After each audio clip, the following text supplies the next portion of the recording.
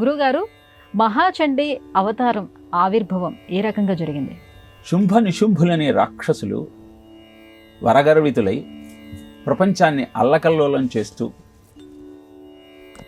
ఇంద్రాది దేవతలను సైతం భయభీతితో సంచరించే విధంగా వారి జీవితాన్ని గడుపుతున్న సమయంలో ఇంద్రాది దేవతలంతా బ్రహ్మదేవుడి దగ్గరికి వెళ్ళి తరుణోపాయం చెప్పమంటూ అభ్యర్థించారు.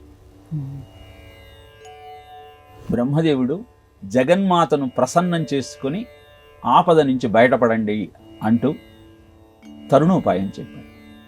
హిమాలయ పర్వతం దగ్గర కఠోరమైన తపస్సు చేసిన ఇంద్రుడికి జగన్మాత సాక్షాత్కరించింది. ఇంద్రుడి కష్టాన్ని విని తన శరీరం నుంచి ఒక అద్భుతమైన స్త్రీమూర్తిని ఉద్భవింపజేసింది. ఆమె కౌశికి. అనంతరం అంబికాదేవి శుంభ నిశుంభులుండే ప్రాంతానికి వెళ్ళి అక్కడ వనంలో వీణానాదం చేయటం మొదలుపెట్టారు.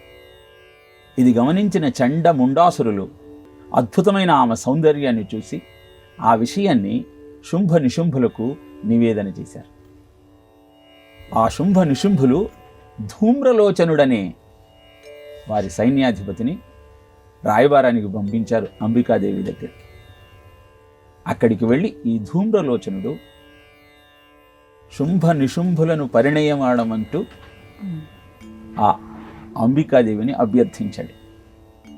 నాతో యుద్ధంలో గెలిస్తే అలానే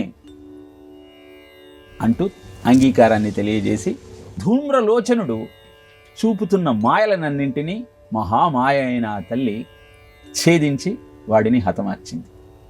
ధూమ్రలోచనుడు మహావీరుడు.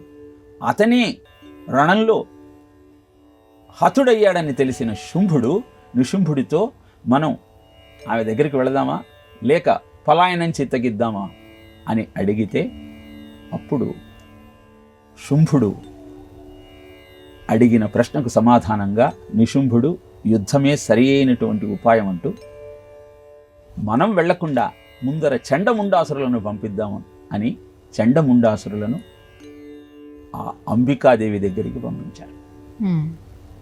చండముండాసురుల మాటలు విన్న అంబికాదేవికి క్రోధం జనించింది. అలా కోపోద్రిక్తురాలైనటువంటి ఆ తల్లి వదనం నుంచి కాళికామాత జన్మించింది. ఆమె అక్కడ ఉన్న చండముండాసురుల సైన్యాన్నంతా మింగేసి అనంతరం చండముండాసురుల ఇద్దరిని వధించింది. ఆ 2 తలలను తీసుకువచ్చి అమ్మవారికి కానుకగా సమర్పించింది. చండముండాసురులను వధించిన నీవు ఇహ నుంచి చాముండిగా చండీదేవిగా ప్రసిద్ధికెక్కుతావు అంటూ ఆ కాళికని చండిగా అభివర్ణించింది. ఇలా చాముండ, చండి, మహాచండి అన్న నామాలతో ఆ తల్లి మనను కటాక్షిస్తూ ఉన్నది. ఇది చాముండి దేవి ఆవిర్భావ కథ.